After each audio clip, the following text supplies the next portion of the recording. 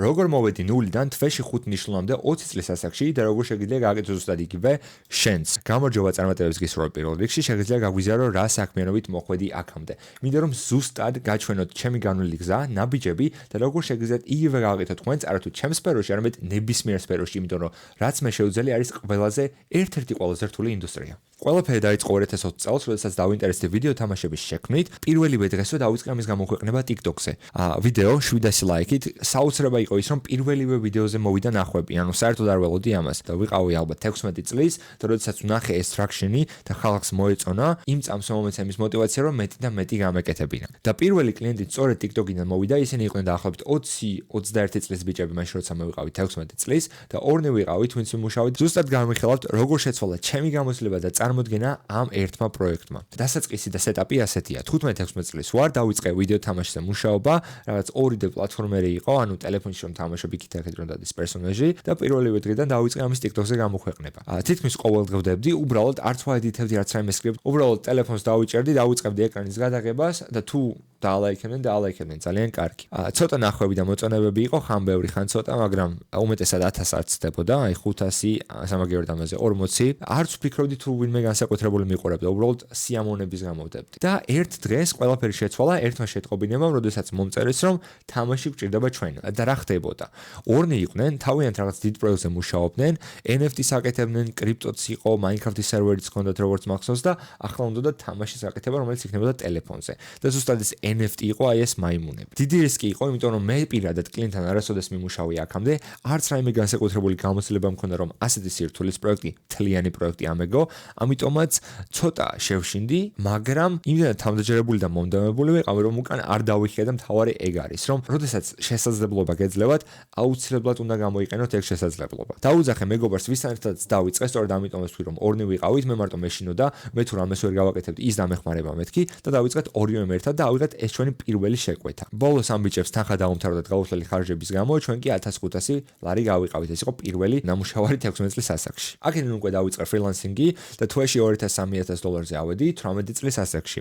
თუმცა, როდესაც ამერიკის ენტერპრენერებს უყურებდი და 24/7-ზე ენდრიუ ტეიტისა და იმანგაძის ვიდეოებს უსმენდი, ხვდებოდი, რომ ეს საკმარისი არ იყო. რა თქმა უნდა, ბევრად მეტი შემეძლო და არა ვთქვათ, იმიტომ რომ ხარბი ვიყავი. ამათი გამოჩენა იყო, რავი, ჩემთვის თლიანი მეტამორფოზა, ასე თუ დავარქვათ. ძირეული ნაბიჯები ჩემი განვითარებისთვის იყო ასეთი. მხოლოდ ერთ საქმეზე ვფოკუსირდი ჩემს ინდუსტრიაში. ანუ ბევრს აღჩვევა, რომ უცებ უნდა დავიწყო ბიზნესი, ამას გავაკეთებ, ამას 1000 რამეს მიედმოედებიან. ეგ არის სისულელე. არასოდეს გამო. მხოლოდ ერთ რამეზე უნდა კონცენტრირდე და შენი მთლიანი ენერგია უნდა ჩადო ამაში და გახდე საუკეთესო.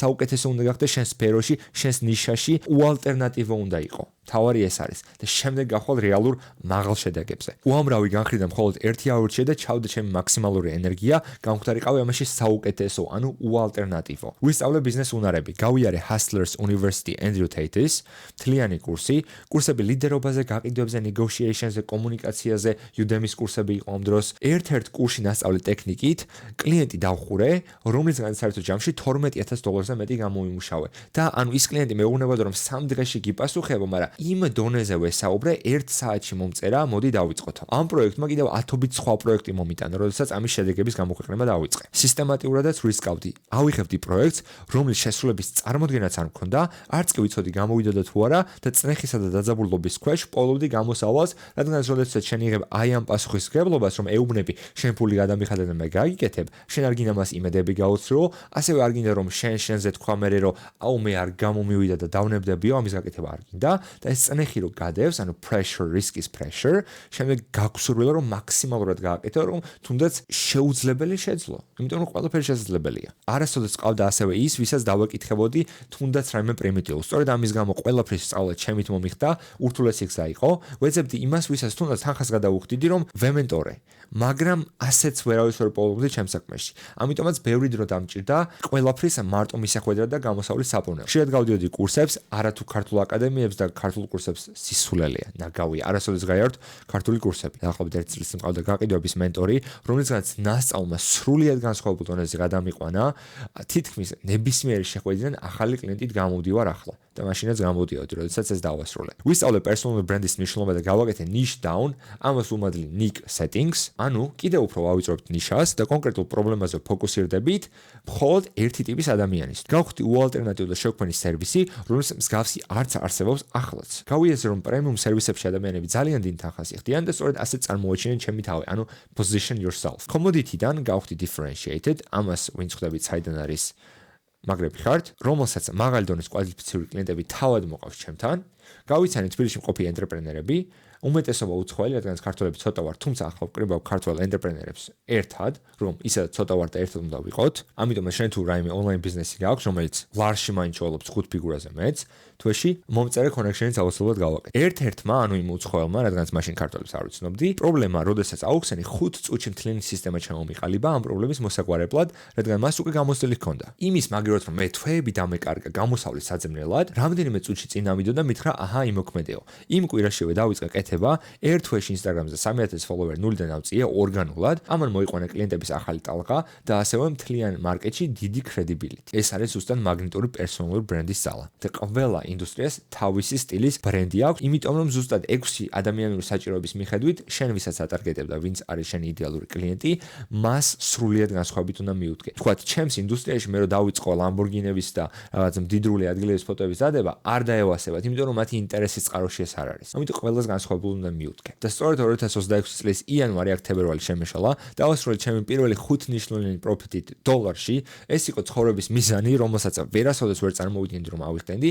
აზრადაც არ მომივიდოდა, თუ ასეთ თანხაზე საერთოდ ავიდოდი, ან შესაძლებელი იყო, მაგრამ ახლა, როდესაც მეგობარ ენტერპრენერებს უყურებ, ანუ იმ უცხოელებს, ვისაც ვიცნობ და თუნდაც ამერიკელებს, Breskales, TJ არის, ვინც არის ახალგაზრდები 20-25 წლისები, Wi-Fi money კულტურაში შენი $10,000 განსაკუთრებული არაფერი არ არის. ანუ შედარებისთვის საქართველოში თვეში $3,000 თუ გამოიმუშავებ, ცხოვრობ მშვენივრად, ყავს კარგი მანქანა, იცმევ, იხურავ და ბედნიერი ხარ. განსაკუთრებით ამ ასაკში 20 წლის თუ ხარ და $3,000 შოულობ საქართველოში, საბურთალოს მეფე ხარ ბატონო. მაგრამ როგორც კი ინტერნეტს ხსნი, შენი $3,000 არაფერი არ არის საერთოდ.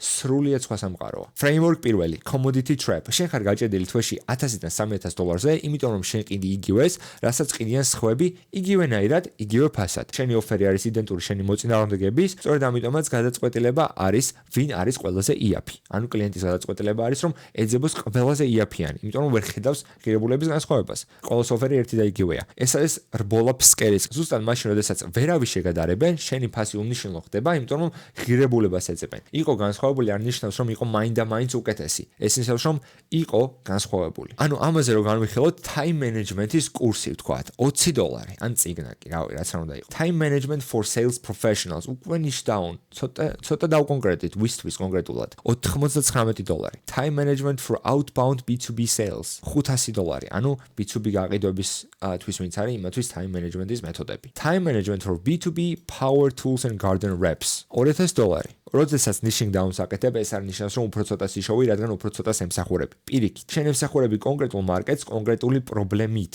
რა თქმა უნდა, შენ უნდა განსაზღვრო დონეზე დიდია შენი მარკეტი, რომელშიც ბიზნესს აკეთებ. შენ იკავებ კონკრეტულ ადგილს მთლიან მარკეტში და ამ კონკრეტულ ადგილში ხდები საუკეთესო და უალტერნატიულ, რადგან სხვას არასოდეს მიეღნე. როდესაც რაიმე დააინტერესებ, ერთადერთი ადამიანი უნდა იყოს, ვინც აზრად მოვად. როდესაც მე profile funnel მახსენდება, ერთადერთი ადამიანი, ვინც აზრად მომდის, არის niche setting. Framework 2, value equation 100 million offers ჰორმოზისგან, მაგრამ ეს ჩემი აზრით ცოტათი დაუსრულებელია ასევე, იმიტომ რომ ბევრად მეტი ფაქტორი მოქმედებს ადამიანზე, ვიდრე უბრალოდ ეს 4 კომპონენტი, რაც მას ფორმულაში აქვს. თუ რატომ ყიდულობენ ან არ ყიდულობენ ადამიანები შენგან, არაფერი საქმე აქვს შენ ფასთან. რეალურად ეს 4 მიზეზია გადამწყვეტი. ფორმულა არის ასეთი: საოცნებო გამოსავალი, ანუ რას მინდა მივაღწიო, რამდენად სავარაუდოა რომ ამას მივაღწევ, ანუ ეს ორი უნდა გამრავლდეს და შემდეგ ეს ორი უნდა გაიყოს, საჭირო დრო, რამდენი ხანი დამჭირდება რომ ამ მიზანს მივაღწიო და საჭირო შრომა, რა შრომა უნდა გავიღო, რომ ეს გამომივიდეს ამ ორის ნამრავლზე. ეს არის აღქმული ღირებულება, რა ღირებულებისაც აღიქმება შენი სერვისი. ანუ, საოცნებო გამოსავალი, რას მიიღებენ, ზუსტად აღწერე და ესენი უნდა გაზარდო. რამდენად სავარაუდოა. ანუ, რამდენად დარწმუნებულები არიან, რომ გამოვათ ტესტიმონიალები, ფაქტები, პრუფები, შედეგები, ესენი უნდა აჩვენო, გაზარდო. შეამცირო უნდა საჭირო დრო, რამდენად სწრაფად მიიღებენ, იმიტომ რომ ყველაფერს სწრაფად გვინდა და რამდენი საჭირო შრომა. უნდა შრომა შეამცირო. ასევე რადგან მათ ბევრი შრომა არ მოუწიოთ ამ ბიზნეს მისაღებ. მანქანის რეცხვა 30 ლარი. შოურუმისთვის მზად 30 წუთში პლუს ყავა სანამ ელოდები 150 ლარი. იგივე სერვისი 5x ფასი. თითქმის იგივე სერვისი. უბრალოდ სხვანაირად არის დაფაქეჯებული და პოზიცირებული. Leads come in autopilot framework 3. Inbound only zero cold outreach. 140 კლიენტი რომელიც ჩემთან მოვიდა, ყველა მოვიდა თავისით ჩემთან. მე არასოდეს არ გამიკეთებია cold outreach. ანუ აქ ვეყნებ კონტენტს, რომელიც ამტკიცებს expertise, შემდეგ მოგაქვს authority და ადამიანები მოდიან შენთან პირდაპირ. არასო დაპოსტე და იოცნება გამოვა თუ არა, არამედ სტრატეგია რომელიც გაფილტრავს, ცუდებს და მოიყვანს მხოლოდ სერიოზულ მყიდველებს. 700-მა მოწონება მომიყვანა პირველი კლიენტი, არა 700-მა. შენ არ ხარ ინფლუენსერი, შენ არ გჭირდება დიდი რაოდენობის მაყურებელი, შენ გჭირდება მხოლოდ სწორი ადამიანი. ანუ self-feeding loop არის. იღებ კონტენტს, ამტკიცებ რომ შენ ხარ ავტორიტეტი, ანუ საუკეთესო ხარ. შემდეგ inbound-ით მოგაქვს DM-ები, ასევე შეიძლება paid ad-ები გაუშვა, რომ დაატარგეტო კონკრეტული ადამიანები, არა თუ მაინდა-მაინც ორგანიკზე არ უნდა იყოს დაყრდნობილი, რადგან ორგანიკით ვერასოდეს ვერ გათვლი, შენ არ გაქვს სისტემა ორგანიკით, რომ ვთქვათ, ხვალ დავწერო $50,000. ვერა. როდესაც ორგანიკზე ხარ, ეს სისტემა არ გაქვს და შენ ვერ გათვლი, მაგრამ როდესაც ეთსი გაქვს, ეს ნიშნავს, რომ შენ გაქვს უკვე სისტემა და data driven solutions, რომ ზუსტად იცი რა დღეს რა გამოვა. ამის მერე მოდის sales-ი, ტესტიმონიალები და ისევ back to content რა და ეს არის ლუპი, რომელიც სულ მეორდება და ეს ქმნის lead-ებს ავტოპილოტს. ანუ მაგალითად profile funnels როგორ გამოდის? ის დებს ძალიან მაღალი ხარისხის, განსხვავებულ ტიპის კონტენტს მის ნიშაში, რომელშიც აწვლის ადამიანს უფასო ღირებულებას. თუ ადამიანი გაიგებს, რომ ეს უფასო ღირებულება არის მართლაც ხარისხიანი, ის იფიქრებს, რომ მისი ფასიანი კონტენტი, ანუ კურსი, კონსულტინგი, mentorship-ი რაც არ უნდა იყოს, ერთ-ერთზე მუშაობა, კიდევ უფრო მეტი შედეგის მომტანი იქნება. ამიტომ მას უნდება, რომ მასთან იმუშაოს. აქედან გამომდინარე, როდესაც ის პოსტავს, შეიძლება პოსტავდეს ორგანიკსაც, პლუს ამას უშვებდეს ტარგეტირებულ ad-ებს. ცოტა push-ი რომ იცეს თავის კონტენტს. შემდეგ მოყავს მხოლოდ კვალიფიციური კლიენტები და მზად არის. სისტემა აგებულია და ეს სულ ტრიალებს. ყოველთვის ისე გამოდის, რომ გადაჯავშნილი ხარ და სულ სქელი გჭირდება თიმის, რომ უფრო მეტ ადამიანს ემსახურო. სწორედ ასე ავიდა 150,000 თვეში. თუ რაიმე კითხვა გაქვს ან ჩემთან მუშაობა გინდა, მომწერე Instagram-ზე.